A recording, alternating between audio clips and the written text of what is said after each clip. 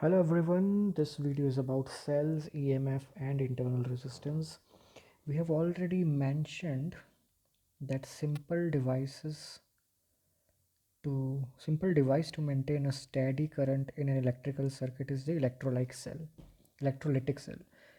Basically a cell has two electrodes, positive and negative, as shown in this diagram. They are immersed in an electrolyte solution. Dipped in the solution, the electrodes exchange charge with the electrolyte. The positive electrode has a potential difference V positive between itself and the electrolyte solution immediately adjacent to it, marked A in the figure. Similarly, negative electrode has a negative potential V minus. Or when there is no current, the electrolyte has a same potential throughout. This difference is called positive और negative के जो बीच का potential difference है इसको हम बोलते हैं E M F, electromotive force of the cell, denoted by E. और note that E is actually a potential difference and not a force. तो आप इसके नाम पर ना जाएं, ये इलेक्ट्रोमोटिव फोर्स बोला जाता है लेकिन है ये वोल्टेज, इसका एसआई यूनिट वोल्ट है. फिर the name EMF however is used because of the historical reasons and was given at a time when the phenomenon was not understood properly. पहले के लोग इस चीज़ को उतना अच्छे से समझते नहीं थे, तो उन लोगों ने जो नाम रख दिया था वो नाम एज अ ट्रेडिशन फॉलो किया जाता रहा है. To understand the significance of EMF, consider resistance R across the cell. A current I flows across resistance R from C to D. इस डायग्राम में देख सकते हैं आप. As explained before, a steady current is maintained because current flows from N to P throughout the electrolyte. Clearly, across the electrolyte, the same current flows through the electrolyte but from N to P, whereas through R, the current goes from P to N. The electrolyte through which a current flows has a finite resistance small r, called the internal resistance. ये cell का खुद का resistance है. Consider first situation when capital R is infinite, so that I is equal to V by R, where V is the potential difference between P and N.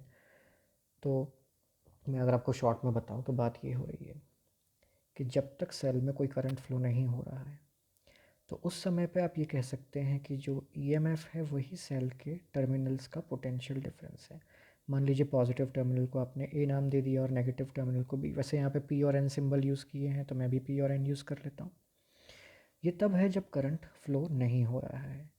ठीक है, अगर current flow हो रहा है, करंट नॉन ज़ीरो है और discharging of cell की बात कर रहे हैं, पूरे सर्किट में एक ही सेल है और वो डिस्चार्ज हो रहा है, तो फिर P और N के बीच का जो पोटेंशियल डिफरेंस है वो आता है EMF माइनस आई आर. यानी जो वोल्टेज सेल ने प्रोवाइड किया है उसमें से सेल खुद I into small r voltage use कर लेगा, क्योंकि उसका खुद का भी एक इंटरनल रेजिस्टेंस है स्मॉल आर, और बाकी जो बचेगा वो सर्किट को सप्लाई करेगा. और वहीं पे चार्जिंग के केस में ये रिज़ल्ट उल्टा हो जाता है. वहाँ पे आपको ई माइनस आई आर की जगह ई प्लस आई आर मिलता है. तो तीन केसेस हैं जब कोई करंट फ्लो नहीं कर रहा. देखिए यहाँ पे आई इक्वल टू ज़ीरो, तो पोटेंशियल डिफरेंस EMF के इक्वल है. Thus EMF E is the potential difference between the positive and negative electrodes in an open circuit, that is when no current is flowing through the cell. If however R is infinite, I is not zero, तो उस case में V equal to E minus I R आ जाता है. Note the negative sign in the expression IR for the potential difference between A and B. This is because the current I flows from B to A in electrolyte. ठीक है, तो ये सब बातें हैं. In practical calculations internal resistance of cells in the circuit may be neglected when the current I is such that EMF is very much greater than I small r. The actual values of internal resistance of cells vary from cell to cell. The internal resistance of dry cell, however, is much higher than the common electrolytic cell. We also observe that V potential difference can be written as V equal to IR from Ohm's law, और उनको use करके आपके पास एक current की ये equation आ जाती है. तो चार्जिंग वाला जो मैंने आपको इक्वेशन लिखवाया है ये तब यूज़ होगा जब किसी सेल को बाहर से किसी दूसरे सेल या बैटरी से आप करंट सप्लाई करते हैं, जो केस फ़िलहाल यहाँ पे नहीं दिया गया है, लेकिन जब डिटेल में आप सेल्स को सीरीज़ और पैरेलल में समझेंगे तो हो सकता है वहाँ इस बारे में बात हो. तो अभी इस वीडियो में इतना ही. नेक्स्ट वीडियो में हम देखते हैं कॉम्बिनेशन.